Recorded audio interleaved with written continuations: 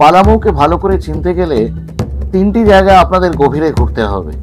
নেতারহাট, নেতারহাট থেকে বেতলার গভীর অরণ্য এবং বেতলা ইটসেলফ। যাতে সমস্ত জায়গার ডিটেল ইনফরমেশন আপনারা পান, সেই জন্য আমাদের এই পালামৌ ভ্রমণ সিরিজকে আমরা 3 পর্বে ভাগ করে নিয়েছি। তার সাথে বোনাস হিসেবে চতুর্থ পর্বে থাকবে রাঁচি এবং তার আশপাশের বিভিন্ন সুন্দর সুন্দর জায়গা। ইতিমধ্যে আমরা প্রথম পর্বে দেখিয়েছিলাম নেতারহাটের সমস্ত কিছু। আজ আমাদের দ্বিতীয় পর্ব। এই পর্বে আপনারা জানতে পারবেন নেতারহাট থেকে বেতলা যাওয়ার পথে কি কি দেখার আছে, কোন কোন জায়গায় কোথায় থাকবেন, কিভাবে বুক করবেন, কোথায় খাওয়া দাওয়া করবেন, কি কি ঘুরবেন। এই সমস্ত কিছু ডিটেলে জানতে গেলে আমাদের পালামৌ ভ্রমণ সিরিজের প্রতিটি পর্ব আপনাকে পুরো দেখতে হবে, কারণ ভিডিওর ভিতরে জায়গাগুলোর সাথে রিলেটেড ইনফরমেশন দেওয়া আছে। স্কিপ করলে হয়তো অনেক তথ্যই মিস হয়ে যাবে। তাহলে বন্ধুরা চলুন এবার বেরিয়ে পড়া যাক নেতারহাট থেকে বেতলার পথে। গুড মর্নিং বন্ধুরা, আজকে 10ই ডিসেম্বর আমাদের পালামৌ ভ্রমণের দ্বিতীয় দিন। আপনারা জানেন কালকে আমরা এসে উঠেছি নেতারহাটে রবিশেষী হোটেলে, হোটেল রবিশেষী। তো আজকে নেতারহাট থেকে আমরা চলে যাব বেতলার দিকে। আজ এবং আগামীকাল পরপর 2টি রাত্রি আমরা বেতলাতে থাকবো। বেতলার ফরেস্টের যে ট্রি হাউস সেটা আমরা বুকিং করেছি। ব্রেকফাস্ট করে আমরা সোজা রওনা দেবো বেতলার পথে। তবে পথে আমরা ঘুরে নেব পালামৌর আরও কয়েকটি বেশ সুন্দর সুন্দর জায়গা, যার মধ্যে একটি তো আপনারা জানেনই, লোদ জলপ্রপাত, সেটি তো আছে। সেটি দিয়ে শুরু হবে আজকের আমাদের বন্ধুরা। নেতারহাটের পর্ব শেষ করে ব্রেকফাস্ট সেরে আমরা এখন বেরিয়ে পড়েছি বেতলার উদ্দেশ্যে। পথে পড়বে মহুয়াডার, মারোমার, আরও কিছু সুন্দর সুন্দর জায়গা পালামৌয়ে। এগুলো ঘুরতে ঘুরতে আমরা পৌঁছবো বেতলা। নেতারহাট থেকে মহুয়াডার হয়ে লোদ জলপ্রপাতের পর নেতারহাট থেকে মহুয়াডার 44 কিলোমিটার, আর মহুয়াডার থেকে লোদ আরও 17 কিলোমিটার। এই পথের বেশিরভাগটাই অরণ্য, মাঝে কিছু আদিবাসী গ্রাম। এই যে আমরা এখন মহুয়াডার ক্রস করছি। এই পথে এটাই একমাত্র গঞ্জ এলাকা। মহুয়াডারে ফরেস্ট রেস্ট হাউস আছে, 4-5 জন মিলে এলে সেখানেও এক রাত্রি আপনারা কাটাতে পারেন। ভারতবর্ষের একমাত্র উলফ স্যাংচুরিটিও কিন্তু এই মহুয়াডারেই। বন্ধুরা, আমরা এখন চলে এসেছি লোদ ফলসের এন্ট্রি গেটের সামনে। এটা হচ্ছে লোদের এন্ট্রি গেট। আচ্ছা, এখানে কিন্তু এখন টিকিটস করে দিয়েছে, পার হেড মাথা পিছু 10 টাকা করে ওনাদের এন্ট্রি ফ্রি, আর গাড়ির জন্যে 50 টাকা। বন্ধুরা, আমরা এখন পৌঁছে গেছি লোদ ফলসের একদম সিঁড়ির যে গেটটা সেটার সামনে। তো এইখান দিয়ে আমরা ভেতরে ঢুকবো। আর এইখানে কিন্তু ওরা আরেকবার চেক করবে, টিকিট চেক করবে, যেটা আমরা করেছি, দেখিয়েছি আপনাদের। এবং খাতাতেও এন্ট্রি করতে হয় আপনারা কতজন ঢুকছেন। তো ডান দ্য এন্ট্রি। এবারে আমরা লোদের মানে মেইন যে ঝর্ণা পথ, এখান থেকে দেখুন বন্ধুরা একটা ভিউ পাওয়া যাচ্ছে, ওই দিক থেকে দেখা যাচ্ছে। তো মানে ফার্স্ট দর্শন তো আমাদের হলো লোদের। এবার ওইদিকে আরও এগোতে হবে অনেকটাই।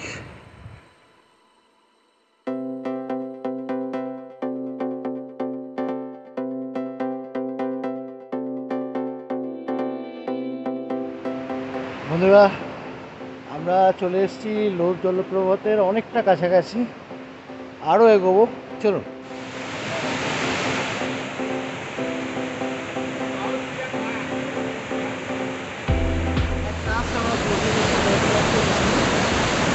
আর দেখতেই পাচ্ছেন লোদ ফলস কিন্তু মাল্টি টায়ার ফলস, একদম উপরে দেখুন একটা, তারপরে এটা, তারপরে আরও ভাড়া পড়ছে।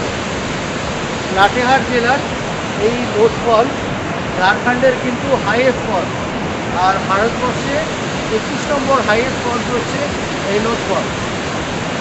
বুড়হা নদী থেকে এই ফলস সৃষ্টি হয়েছে।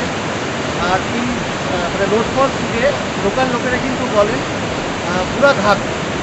বুড়াঘাগ হচ্ছে এই লোদ ফলসের আরেকটা নাম। আর দুর্দান্ত লোকেশন, অসাধারণ একটা জায়গা। আমরা দেখুন এখন ডিসেম্বরে আসি, তো ডিসেম্বরে কিন্তু জল যথেষ্ট পাচ্ছি, মানে we all are very much excited. আর এখানে মানে আপনার আওয়াজটা তো পাচ্ছেন আমার চারিদিকে, এখানে সিঁড়ি দিয়ে নামার সময় আমরা আওয়াজটা পাচ্ছিলাম। আর এখন প্রচণ্ড আওয়াজ, খুব সুন্দর একটা ব্রিজ করে দিয়েছি অল্প আরও কাছাকাছি যাওয়ার জন্য। আমরা এখন আরও কাছাকাছি যাবো, চলুন।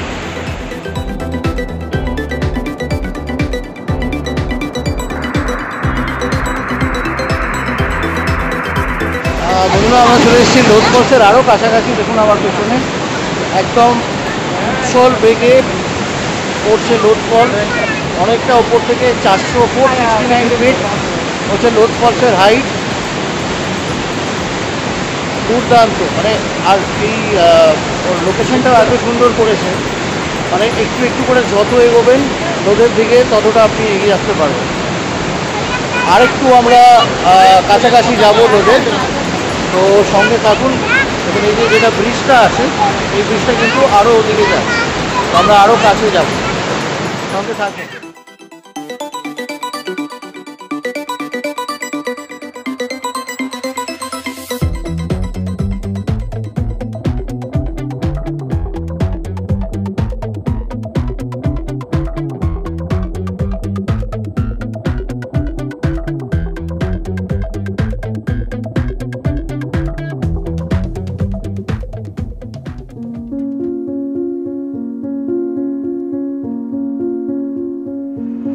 এখন প্রায় 1:15 বাজে।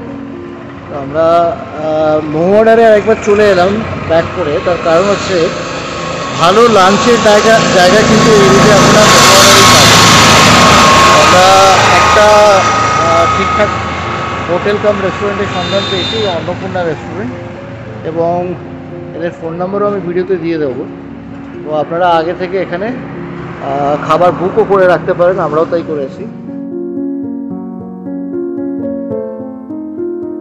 লাঞ্চ সেরে আমরা এখন সুগা বাঁধের পথে। মহুয়াডার থেকে সুগা বাঁধ প্রায় 23 কিলোমিটার অরণ্য ঘন পথ। এই যে আমরা এসে গেছি সুগা বাঁধের কাছাকাছি। এখানেও গাড়ির জন্য এন্ট্রি ফি আছে, 150 টাকা বড় গাড়ি এবং 50 টাকা ছোট গাড়ি।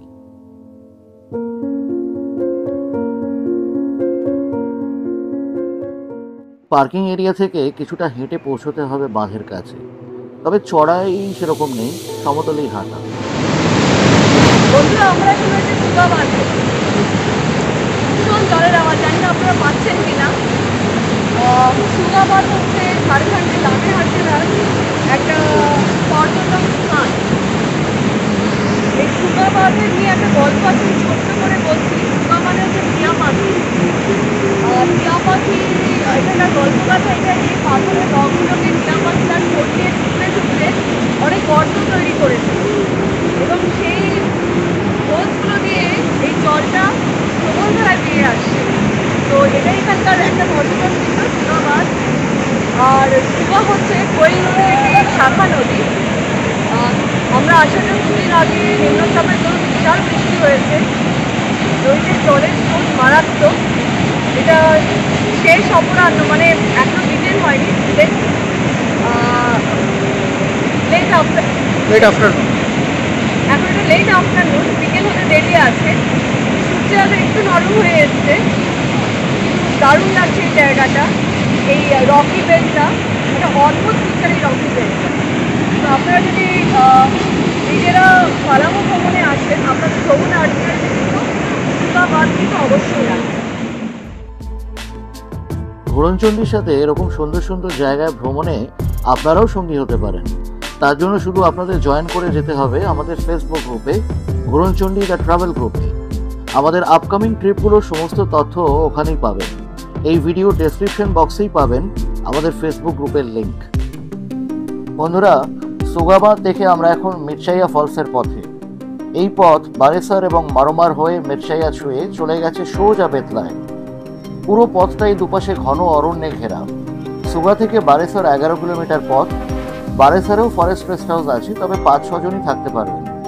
বারেসার থেকে মারোমার 6.5 কিলোমিটার, এখানেও খুব সুন্দর একটি ফরেস্ট রেস্ট হাউস আছে। মারোমারের দুটি ঘর মিলিয়ে 9-10 জন থাকা যায়। এই দুটো জায়গাতেই কিন্তু খাওয়া দাওয়ার জন্য নিজেদের রেশন সঙ্গে নিয়ে আসতে হবে মোয়ারার থেকে, কারণ এই এলাকায় কোনো বাজার নেই বা ফরেস্ট রেস্ট হাউসের নিজস্ব কোনো ক্যান্টিন নেই, অন্য কোনো দোকানও পাবেন না। মারোমার আমরা ক্রস করে গেছি, এখান থেকে আর 5 কিলোমিটার দূরেই মিরচাইয়া ফলস। এই তো আমরা এসে গেছি মিরচাইয়া ফলস। এখানে মাথা পিছু 10 টাকা করে এন্ট্রি ফিস আছে। বন্ধুরা, আমরা এখন চলে এসেছি মিরচাইয়া ফলসের সামনে। তো এইটা হচ্ছে আজকে আমাদের ভ্রমণের শেষ পথ। এরপরে আমরা বেতলা চলে যাব। মিরচাইয়া ফলস এটা নর্থ কোয়েল রিভারের একটা ট্রিবিউটারি থেকে সৃষ্টি হয়েছে, মিরচাইয়া ফলস। চলুন একবার ঘুরে দেখে নি চট করে। কাঠের এই সাঁকোটি ক্রস করে ঝর্ণার আরও কাছে যাচ্ছি আমরা। পুরোটাই একটা সমতল রকি বেড। এখন জল কম, তবে ভরা বর্ষায় অনেকটাই জল পাবে।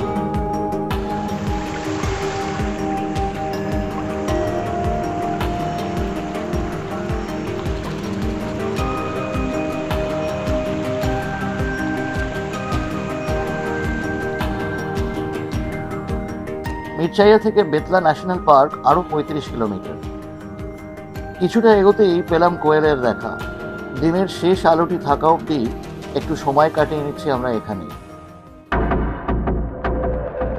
এখন বিকেল 5:30, কিন্তু শীতের বেলা, তাও আবার পালামুয়ের অরণ্য।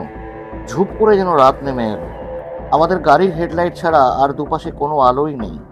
কিছুটা সময় আবার আমাদের গেল এই রেলগেটে আটকে থেকে। বন্ধুরা এখন সন্ধ্যে 6টা। তো অ্যাট লাস্ট আমরা পৌঁছে গেছি Betla national park. Betla national পার্কের মেন গেটের ভেতরেই আমাদের থাকার জায়গা। তবে গেটে ঢোকার আগে একটু আমরা চা ফা খেয়ে নিচ্ছি এখানে। একটু গাটা গরম করে নিতে হবে, তারপর আমরা ভেতরে ঢুকবো, চেকিং করবো, রুমসগুলো দেখিয়ে দেবো আপনাদের।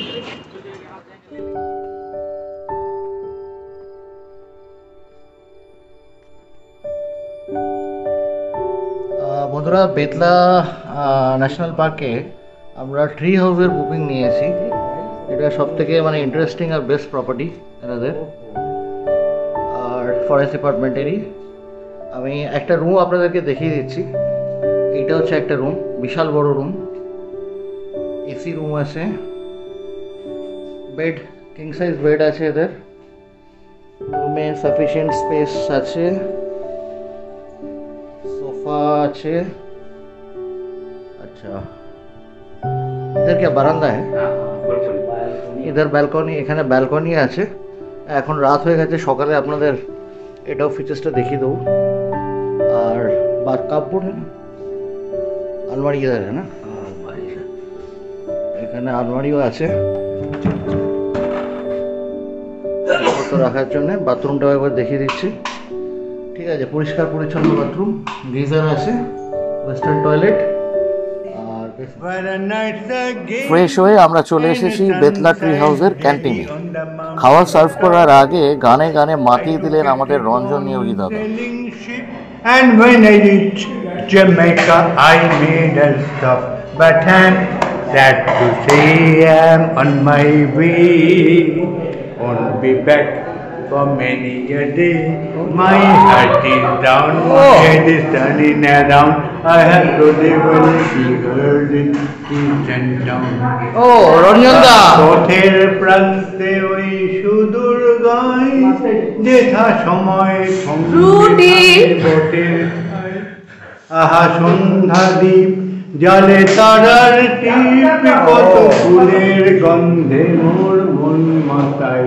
হায় কোন শুধু সেই স্বপ্নপুর, মোর মন যে গায় ঘরে ফেরার সুর। ইনি হচ্ছে ঘোড়নচণ্ডীর এক্সপ্লোরিং এর নতুন আবিষ্কার, মিস্টার রঞ্জন নিয়োগী।